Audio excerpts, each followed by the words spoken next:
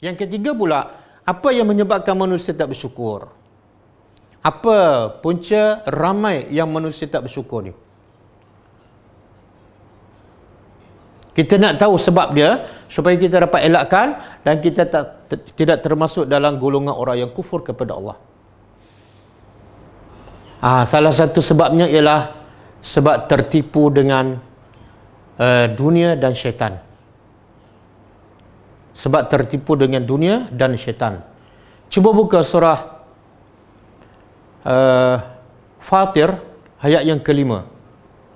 Surah Fatir ayat yang kelima. A'udzubillahi minasyaitonir rajim. Ya ayuhan nas, wahai manusia. Sekarang Allah cakap bukan khusus kepada orang beriman. Sebab yang tertipu dengan dunia ni, orang beriman pun tertipu dan orang kafir pun lagi tertipu. Jadi Allah cakap umum, wahai manusia. Inna wa'dallah haqq. Sesungguhnya janji Allah adalah benar. Janji Allah adalah benar. Apa dia? Kalau kamu syukur, aku tambah. Tapi ramai tak percaya. Ramai tertipu. Janji Allah benar. Bila melakukan amalan soleh, akan diberi pahala dan syurga. Tapi ramai yang tak percaya ataupun tertipu. Jadi apa yang menipu manusia sampai macam janji Allah tu tak betul? Allah kata, "Fala taghurrannakumul hayatud dunya." Maka janganlah al-hayatud dunya. Ini satu yang menipu manusia. Janganlah kehidupan dunia menipu kamu sampai kamu tak percaya pada janji Allah yang benar. Allah kata, taat banyak-banyak, aku tambah. Tetapi kamu tak percaya. Sebab apa? Sebab tertipu dengan kehidupan dunia. Tamak nak duit, tamak nak pangkat, tamak nak kesenangan hidup, sampai kamu mengabaikan janji Allah di akhirat besok. Yang kedua, wala yaghurannakum, dan jangan pula menipu daya kamu daripada Allah al-gharur. Yang kedua, syaitan. Al-gharur, syaitan. Ini kehidupan dunia.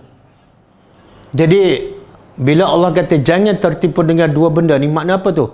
Ramai tertipu dengan dua ni. Kehidupan dunia termasuklah anak, isteri, harta, rumah, pangkat. Kadang-kadang benda simple je, pokok bunga kan. Kadang-kadang dengan pokok bunga habis 1 jam, baca Quran 5 minit, tertipu. Kadang-kadang dengan anak, kadang-kadang dengan cucu. Sayangnya cucu sampai solat lambat. Dan yang kedua, syaitan. Saya nak beritahu, tadi kita dah setujukan berdasarkan daripada Quran, ramai manusia yang kufur dibanding dengan yang syukur. Antara puncanya sebabnya tertipu dengan dua ni, kehidupan dunia dan syaitan. Dan sebenarnya syaitan dah jangka, syaitan bersangka, dia tak yakin pun. Dia kata apa? Kepada Allah, aku akan tipu manusia sehingga hamba engkau sedikit sekali yang bersyukur. Itu jangkaan syaitan. Boleh buka surah Al-A'raf ayat 16 dan 17. Kita tengok apa yang syaitan cakap sebelum dia menipu manusia. Bila Allah sesatkannya, apa syaitan cakap pada depan Allah? Surah Al-A'raf ayat 16 dan 17. Cuba tengok maksud dia. Allah kata, qala, syaitan berkata, bila syaitan enggan sujud kepada Adam setelah diperintah oleh Allah, maka Allah laknat dia dan Allah halau keluar daripada surga. Maka syaitan jawab balik pada Tuhan. Syaitan kata apa? Qala, dia berkata, fabima aghwaytani, maka dengan sebab engkau telah menyesatkan aku. Tengok syaitan, dia nak balas dendam. Setelah Allah melaknat dia dan mengeluarkannya daripada syurga, dia mula berdendam dengan manusia. Dia kata apa? Dengan sebab engkau telah menyesatkan aku, la'aqudanna, dua harfu taukid, lam dengan nun. Pasti sesungguhnya aku akan halang manusia. Aku akan berada di tengah jalan manusia yang mana ni? Siratal mustaqim, yang nak jalan engkau yang lurus.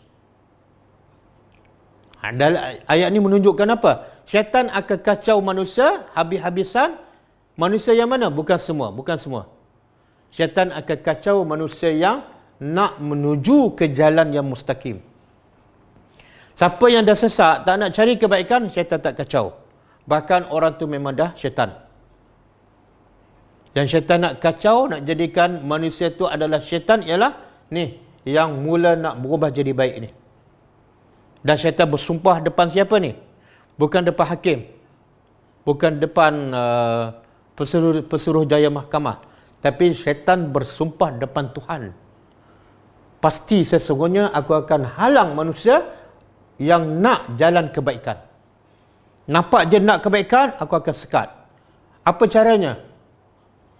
Semua, kata syaitan, semua la'atiyannahum.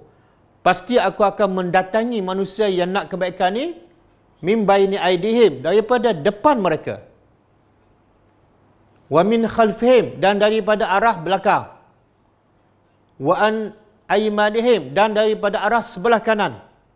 Wa an syama'ilihim, dan daripada arah sebelah kiri. Apa maksud ni? Syaitan mengatakan, aku akan tipu hamba engkau, wahai Tuhan, daripada semua sudut, depan, belakang, kanan, kiri. Apa maksudnya? Ini kita nak faham ni. Sebab apa? Sebab hasilnya, cuba tengok apa yang syaitan nak sebenar hasilnya. Dia nak tipu sangat manusia ni, dan Allah sampai Allah larang, jangan kamu tertipu dengan syaitan. Apa yang syaitan nak sebenarnya? Yang syaitan nak ialah wala tajidu aksarahum syakirin. Akhirnya syaitan kata kepada Allah, hasil kerja keras aku untuk menghalang hamba engkau daripada dapat hidayat, hasilnya apa? Engkau tidak akan dapati kebanyakan mereka syakirin, syukur kepada Allah. Yang Allah kata sedikit sekali hamba aku bersyukur. Syaitan target yang itulah. Sedikit sekali hamba aku bersyukur, kan? Daripada berapa? 1,000 orang yang bersyukur seorang. 999 kufur. Siapa yang kacau tu? Siapa yang tipu? Syaitan ni. Berjaya tak perancangan syaitan? Ya, berjaya. Dan Allah memang betul. Allah bagi tahu, memang hasilnya sedikit sekali hamba-Ku yang bersyukur sebagaimana perancangan syaitan. Syaitan sebenar, dia tak yakin dia dapat berjaya menyesatkan hampir semua manusia. Dia tak yakin, dia agak-agak aja. Tapi apa yang dia agak adalah benar. Cuba buka surah Saba. Surah Saba ayat 20. Allah kata apa? Cuba kita terjemah. Okey? Walaqad, dan pasti sesungguhnya Allah kata saddaqa alaihim iblis. Iblis telah saddaqa, membenarkan. Iblis telah membenarkan. Ke atas siapa? Ke atas manusia. Hum alaihim ni, him balik pada manusia. Iblis telah membenarkan ke atas manusia. Apa yang iblis benarkan? Apa yang iblis benarkan? Zannahu. Ni. Zan. Kita tahu kan apa makna zan? Apa makna zan? Sangkaan. Zan. Orang kata husnuzan, su'uzan. Jadi zan, sangkaan. Allah kata iblis telah membenarkan ke atas manusia sangkaannya. Apa sangkaan iblis? Dalam ayat ni, surah Al-A'raf. Iblis bersumpah di hadapan Allah, dia akan sesatkan manusia yang nak kebaikan, yang nak jalan yang lurus. Dan dia akan buat berbanyak macam cara, daripada depan, belakang, kanan, kiri. Dan akhirnya iblis sangka apa? Apa yang iblis sangka? Iaitu dia kata pada Allah, tengoklah nanti engkau akan dapati kebanyakan, sebahagian besar manusia syakirin, akan bersyukur. Makna sikit saja yang akan bersyukur. Engkau akan tengok yang syukur sikit je. Ini sangkaan iblis. Sangkaan iblis. Sebab dia bukan Tuhan, dia tak tahu apa yang akan berlaku. Jadi dia usaha nak menyesatkan manusia, dan targetnya apa? Sikit sekali yang bersyukur dan sebahagian besar kufur. Maka Allah mengatakan Hasilnya apa? Hasil kerja keras iblis makna betul-betul terbukti berlaku sebagaimana yang iblis sangka dan rancang. Sebab tu Allah kata wa qalilun min ibadiyah asy-syakur. Tengok tiga ayat ni. Satu ayat Allah kata apa? Sedikit sekali hamba-Ku yang bersyukur. Yang kedua, ayat yang iblis sendiri berkata dan bersumpah depan Allah, dia akan sesatkan hamba-hamba Allah dengan apa cara sekalipun. Hamba yang mana ni? Yang nak siratal mustaqim, yang khususnya yang nak faham Al-Quran dan nak mengikut ajaran Al-Quran. Dia akan sesatkan dengan berbagai cara, depan, belakang, kanan, kiri. Nanti saya akan sebut cara dia. Dan jangkaan iblis apa dia? Kebanyakan hasil kerja keras dia menyesatkan manusia. Kebanyakannya aku agak akan sebahagian besarnya kufur, dan sedikit sekali yang bersyukur. Dan Allah berkata, ini ayat Allah, sedikit sekali hamba-Ku bersyukur. Makna apa tu? Maknanya apa yang zan iblis tu betul-betul berlaku, betul-betul sadaqah. Ni tak tahulah, saya tak tahu orang lain, tapi saya bila baca ayat ni rasa gerun dan takut. Ya Allah, begitu sekali usaha iblis untuk memastikan manusia tidak bersyukur. Bunyi simple aja. Ni dia tak kata kufur dia kata tidak bersyukur. Sedikit sekali hamba Engkau yang bersyukur. Makna apa tu? Bila tak bersyukur, kufur lah tu. Bila kufur, habis, terkeluar daripada Islam.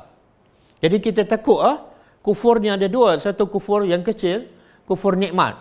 Tapi kufur nikmat kalau berterusan, dia boleh menjadi kufur yang besar, yang mengeluarkan seseorang daripada Islam. Itulah target iblis.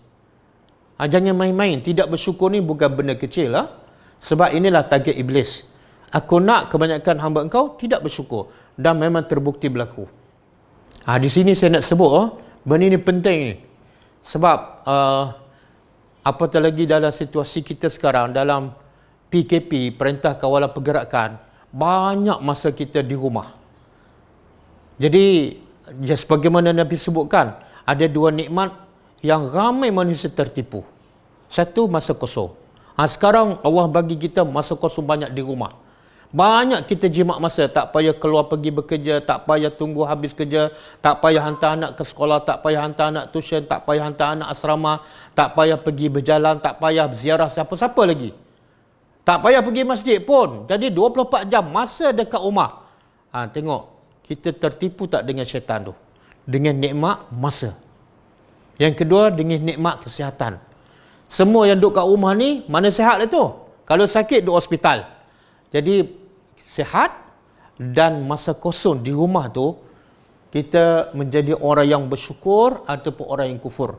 Kita berjaya ditipu oleh syaitan ataupun kita selamat daripada tipu daya syaitan. Sekarang saya nak sebut cara syaitan menipu. Dalam ayat ini sebut apa? Melalui daripada depan, belakang, kanan, kiri. Saya pernah sebut dalam satu kuliah, ulama menyebut antara cara syaitan menipu